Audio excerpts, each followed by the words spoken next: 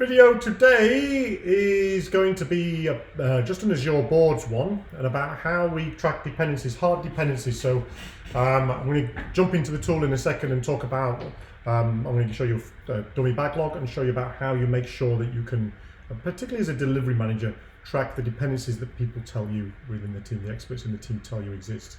So I'm going to put this video on my website here. My name's Alex Crossley. I'm an Agile coach over in Sydney, Australia. My website's agilecoach.com.au, and I'll be putting this video under the systems part, which is under courses systems. So I do a lot of tutorials in Azure Boards. So I'm going to jump into a version of Azure Boards now. This is my free version. This is a dummy team called Team Alpha, and it's got a dummy backlog with a dummy improvement here. So this is the deliverable here in the purple, and then I've got 4 increments that need to be delivered below. Now, what I know is by them all being sat under there, they are dependents of the parent. Of course, I know that. But then you might have some interdependencies here where you say, actually, we've got some predecessors that have to be done before we can deliver a certain thing. So we've got these 4 items here. These are increments. We're saying we've already forecast. This is something some teams do. We forecast and said, well, we'll do that in 16, that in 17, that in 18. But we're going to create a hard dependency between this one here, the bottom part, and say that has to be done. It has to be done before we can do the middle part. So we're going to put that in as well and see what happens. So we do that simply by saying, well, this one, the middle part here, has to have a predecessor. Now I can see this is nice and easy. This is item 65. So I'm going to be able to use that number in a second. So the ID to this one's 65. It's just easy to find. So I'm going to open up that middle part one. This is the card. I'm going to add a related work. So I'm going to go add existing item. And I've got a predecessor to this. So it's already defaulted to predecessor, but I would pick that from there. Go, I want my predecessor. And I said it was item number 65. So it'll find that one for me. I could try and type and search and do all of that. And then I'll say OK. And now you'll see that it's made that a predecessor. So I'll save and close. What it's also done, if I go back to the other one, it's made that one a successor.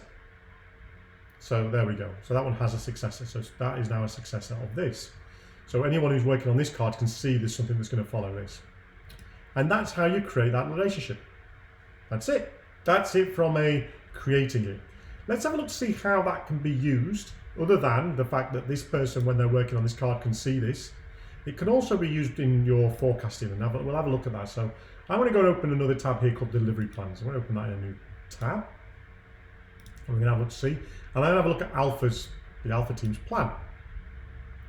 So now they've got this on here. Now this tool's great when it works, but it's got this great a load of adjudication on it, so it's not really working so well. I'll try and put my dependencies on there. There we go.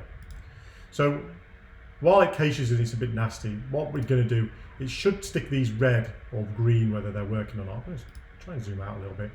But that tends to happen after a little while. There seems to be some refresh or some cache on this that doesn't seem to, there we go, it's working. So this is telling us these two. Now they've only got 2 on there, but if you've got a thing with 30 or 40, you won't know that those 2 are the ones that have got the relationship. But there's 2 and they both have a relationship. It's pretty obvious that it's with the other one. If I click on that one, it will tell me that has got a relationship. That one has to come first. And if I click on this up here, show my dependencies, it will draw the line and say that one is dependent on that.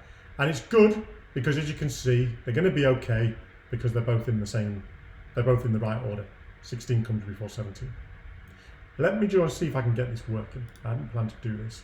Let me go back to here and let me change that one as if that was 18. So it's super late. Let's see what happens when I go, that one's 18. But that was late, but we can get ahead and do this one.